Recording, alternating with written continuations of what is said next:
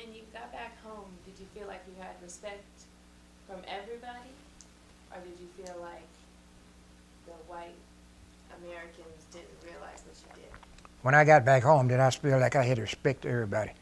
I was still young.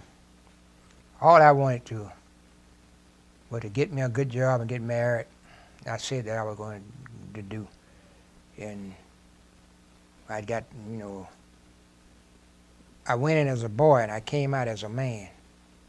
See, I lost all my young teenage years from 18. I lost those. So I didn't know anything about being 20 years old, 19 years old. I got out. Those years went by me. I was in service. So all I wanted to do was just to get me a job and sell.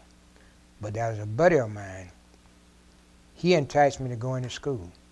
He said, let's go back to school so he can get you. The government will pay you to go to school. So we got enrolled in college. And we were getting $65 a month, I think it was, for going to school. And after I married, the amount increased to $102 or something like that a month. But anyway, I got back to school and I got interested in school. And so I stayed in school. But my first primary reason, I just wanted to get out of service and come home. But I can't say what I got to respect because we came home. Things was very cheap then. They had a system they called a 5220. They would try to place you in the same type of work you were doing before you went into service. So what we would do, we had to go down to the employment office and sign up each week. If you couldn't find your job, you would get $20 a week until you got a job. So the jobs at that time, the basic salary at that time was averaging $20 a week to work on a job. By the time they took out Social Security, you were getting something like $18 or something. So we said, what the heck? Me working for 18 something a week when I'm gonna get 20 and not work. So we would go down, we refused those little jobs, little menial work, like working in a brickyard or little menial tasks. And they were supposed to give you something similar to what you were doing when you was in service, like truck drivers. That's what they put me down for. My spec called for being a truck driver after I went to that trucking outfit. And I couldn't get the job, so we just stayed around and got the little money every week. And so there was no jobs much to during that time. But there was no welfare either. Everybody was working because things were so cheap then, So when you went to school, was that on the GI Bill? When I went to school, that was on the GI Bill. And where did you go to school? I went to Payne College down in Augusta, Georgia. And what was your degree in? You did graduate from Payne? No, I lacking 2 hours. 2 hours? 2 hours. I got married, and I was lacking 2 hours. And I came to Atlanta, and I was going to get my transcript and do it up here, and got connected as a food chemist and didn't want to leave. And so, but my major was social studies, and my minor was secondary education. But I never pursued it because this guy that I got with, he trained me into doing chemical work in this ice cream and dairy supply company. And I stayed there for almost 25 years. And when did you go to work for Oglethorpe? Went to Oglethorpe back in 1981. And you just... I started out as a custodian, and there was an opening for maintenance. They put me in the maintenance. And I stayed there until 1990, and I retired in December of 1990. I came back as a part-time worker in July of 1991. And I stayed there about 6 years. I stayed there in 1980. 80. Can't what it was now, but anyway, I went back to my old job and worked there 6 weeks, and I couldn't make it. There was so many new products, and there was a little animosity among some of the workers because I came in. They made me a production manager, and they thought that it should have been given to somebody within the organization that had been there. And so they wouldn't tell me nothing. I couldn't, wouldn't work for me. So I gave it up and went back to Overthought. The job, my position was still open. And so I stayed at Overthought until March of 98 as a part-time worker. Maybe working 3 days a week because I was on Social Security. That time I could only make so much money. Do you have any more questions?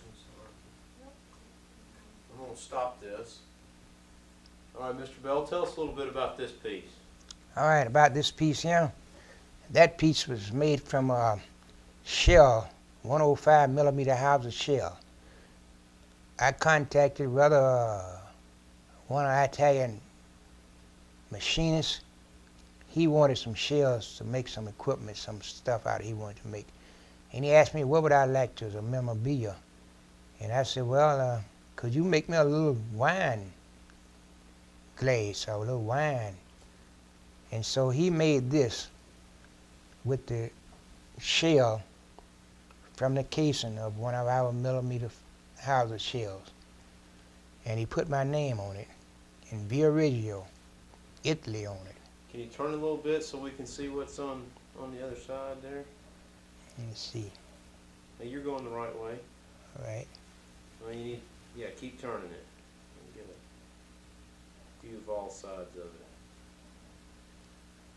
So an Italian fellow made this for Yeah, you. he made this for me.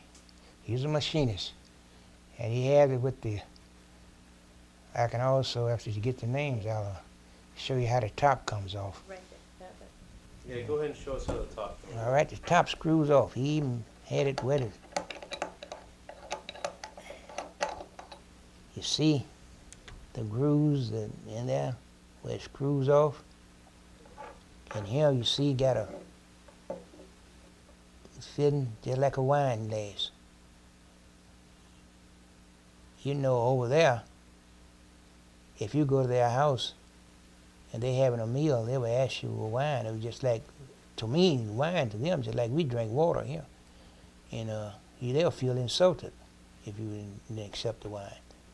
And they made some very good wine, too. But anyway, this is supposed to symbolize the shell, like our shells were made. That was the shell part that came out, and this was the houses where the city in. But they were like that. So that's what this is symbol. It was symbolizes. And you see how the bottom, what a wicked piece of art he did on the bottom there. That's great. And they said, Italia, Via Reggio Italia, in Italy.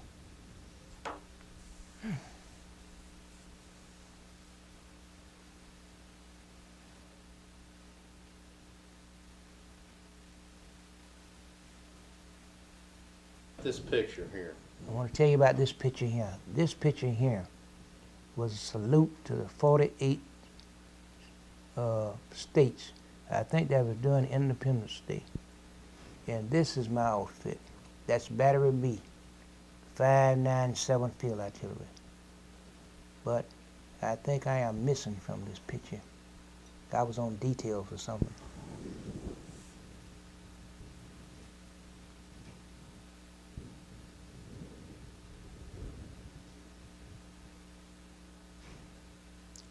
You may note each gun has so many men. That's how many men we had per gun. We had 4 guns in my company, B company, and each other company had 4 guns.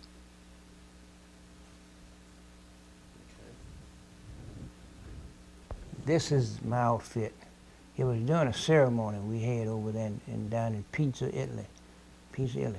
I don't know what the occasion was. We always had some kind of celebration or ceremony for something that happened back in the States.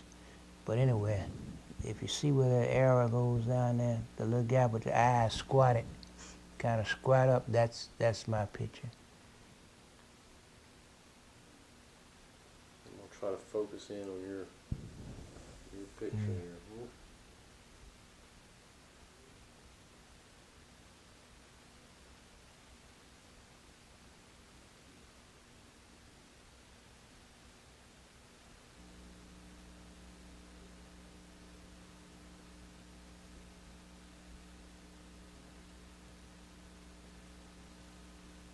Tell us about this little photograph here. This was the photograph where the ashes was being carried to this next resting place of Columbus. They had been brought down from the hills where the Italians hit them during the German occupation campaign there. So this is being taken away now to be to the final place, or the second place they were going to put them back to the original place they had restored. I don't know where that original place was, but this is going back to the original place.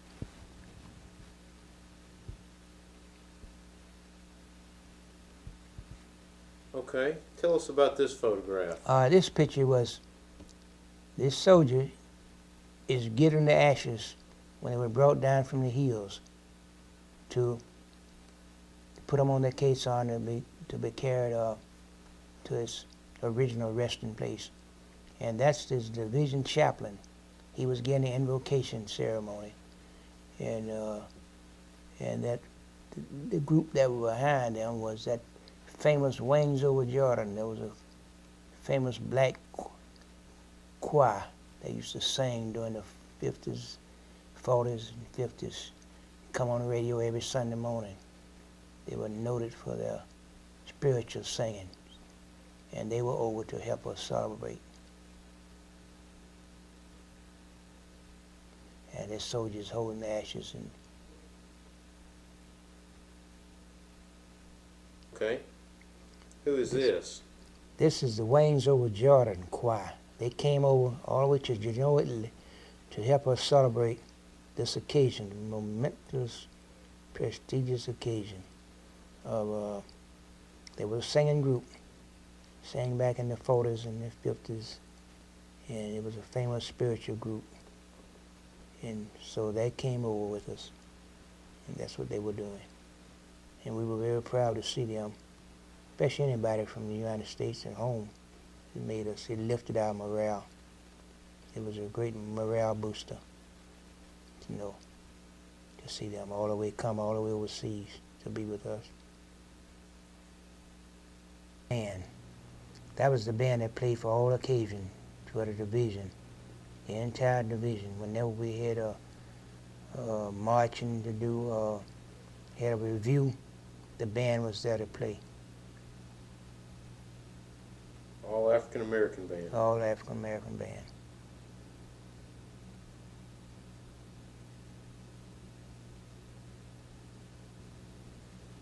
.597 Field Artillery, 92nd Division.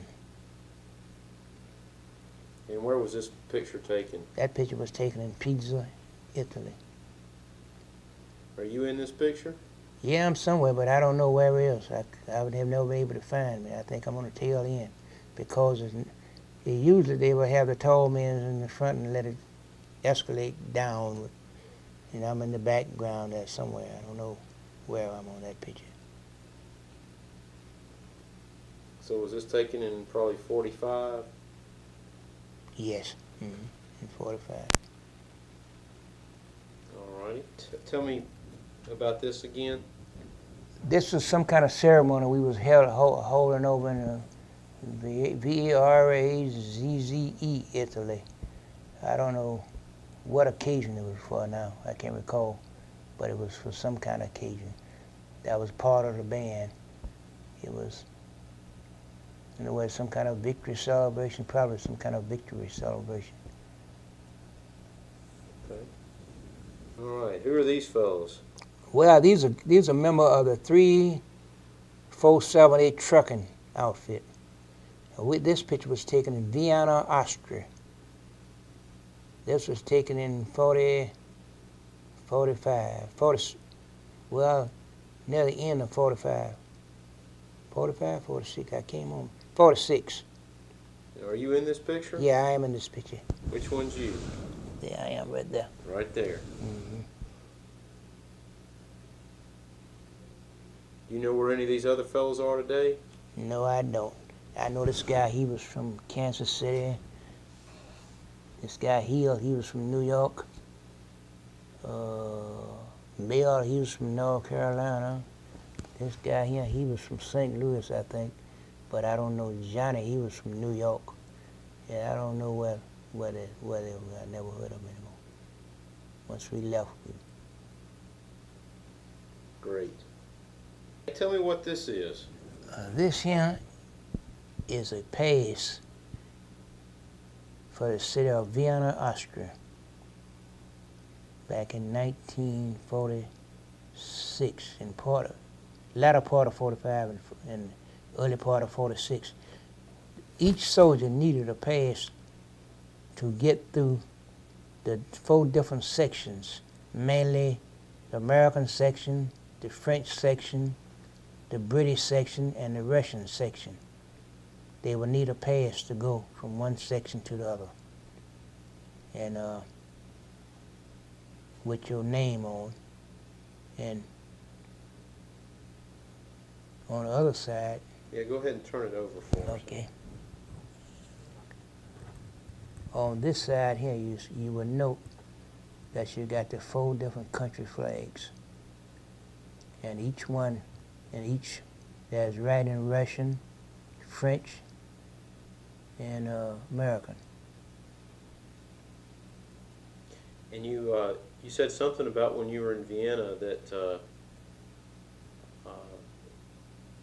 Americans and the French and the British weren't allowed to carry their weapons. No, we weren't allowed. The other Russians, they the only one that carried weapons. And also the Russian was when we was in that trucking outfit, we had to take our steering gear and weld a change to the dash and loop it around the steering gear and lock it whenever we get out of a truck, because the Russians was stealing them, was stealing the trucks. The Russians were stealing the American trucks in Vienna. American trucks, right.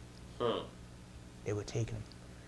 And the Russians, they didn't ask for anything. Like they wanted something, they would just take it. How did the Russians respond to you, both as being black and also as an American? Oh, we would ask them different questions. They would say whenever they want, they would just take it. But they didn't. They were very friendly. But they would give us vodka. Whenever we wanted, they would give us vodka, exchange vodka. Sometimes we would exchange vodka with them for gasoline for vodka. They wanted gasoline. But anything they wanted, they would take it. They didn't ask. They never courtesy ask for stuff.